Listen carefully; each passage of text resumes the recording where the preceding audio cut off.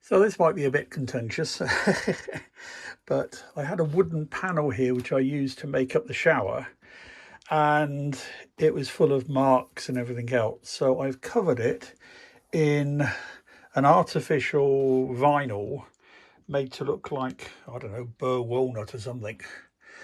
It tidies it up quite nicely. I've got a trim piece that's going to go down here, a black trim piece that's going to cover that join. Because that's an uneven gap there anyway.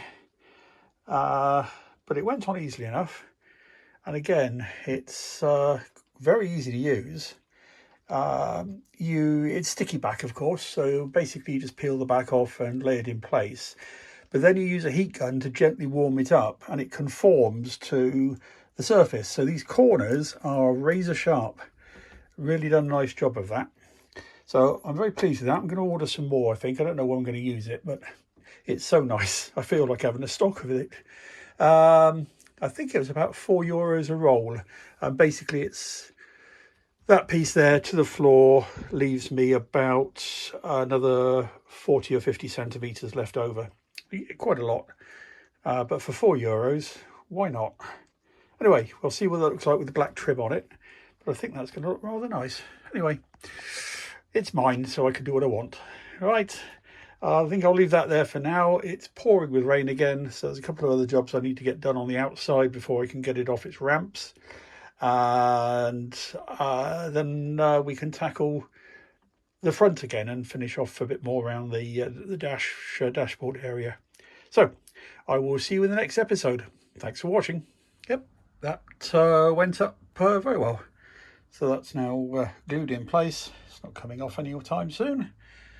And I think that's, I really do kind of like that. It's a bit reflective. But then again,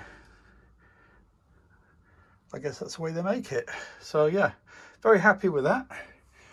And looking at the way that it matches some of this woodwork, I do have some of this trim in other places that's quite badly marked, and I'm just wondering whether I could cover it with that, but I might just experiment with that and see what it looks like, because I think trying to match that paint is going to be quite hard, because it's quite, I don't know, it's a very dark colour, so I'll have to look anyway. See, those are options I've got for myself anyway.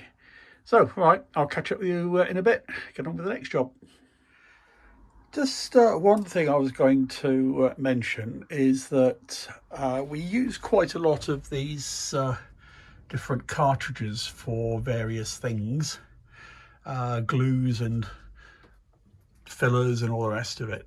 And I've always ended up having problems with it drying out.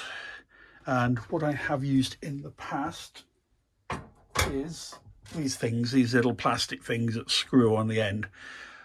Not had a lot of luck with them, don't really find them very useful.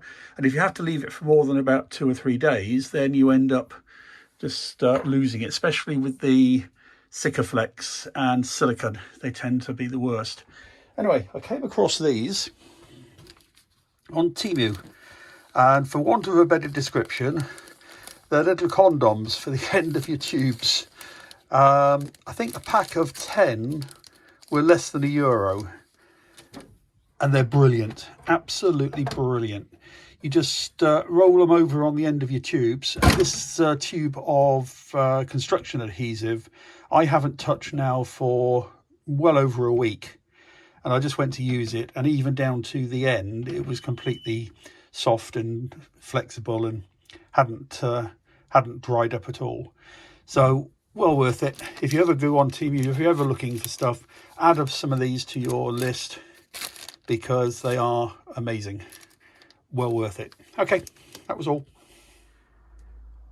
So one of the things I've noticed with my diesel heater is that if it throws an error at all, then, for example, if it runs out of fuel, which is quite a common thing, I guess, the only way to reset it is to pull the fuse out of the fuse box, which, as you know, is going to be all the way over at the front there. So I've come up with an idea. I don't suppose it's original, but I've got a little switch. So that's going to go into the 12 volt feed going into the heater down here, and then just on the inside corner there, just going to drill myself a little hole and put that in, and then basically be able to switch off the mains power. And it's illuminated as well, so I can see when the heater's on and when it's off. So I'm just going to go and set that up now, and yeah, let's just see if that works. Right, I'll show you when it's installed. So that's it done. So I've just put the connector in there. The connectors are the inline, like Wagger connectors, cheap alternatives, which work really well, courtesy of Temu. And the switch is just mounted there. And I decided not to use the illumination. You can switch the illumination basically just by not using one of the wires. But I've decided to keep it off because it's incredibly bright and it'll disturb us at night if the heating's on. But the advantage of this now is when we get into the summer months, when we definitely will not be using heating, I can just isolate it so that switches off the panel and it doesn't consume any electricity. Of course, there is a small amount. It uses a few milliamps on the controller. But anyway, that's now gone. And as I switch that now on, we've now got the panel back on again. The only downside is it loses a time, but I can live with that. I'm not using that as a clock anyway. So yeah, we're all good. I will now see how we get on with the rest of the jobs. Right, I shall see you in a bit. Bye for now. So just another job that needed to be finished up. So I've now bought the DC cable, run it underneath the carpet, taken the opportunity to replace a large piece of the sound deadening underneath the carpet, because it looked very much like standard household underlay. So anyway, I've now used this, which is closed cell, 15 mil, sorry, this is 20 mil thick sound deadening. So I've done that. At some point, I'm going to take these off, I think. I'm not going to do it just at the moment. You see, I've been using black paint, sprayed my hands as well. There's no insulation underneath here. It's just glued onto the wheel arch. So at some point in the future, I'm going to put some sound deadening on that as well. Not worried about it too much at the moment. Just another job that needs to be thought about. So I've run the cable. It comes through a bulkhead here. Got a grommet on it. That goes into the engine compartment. This is the fuse box, original glass fuses on it as well.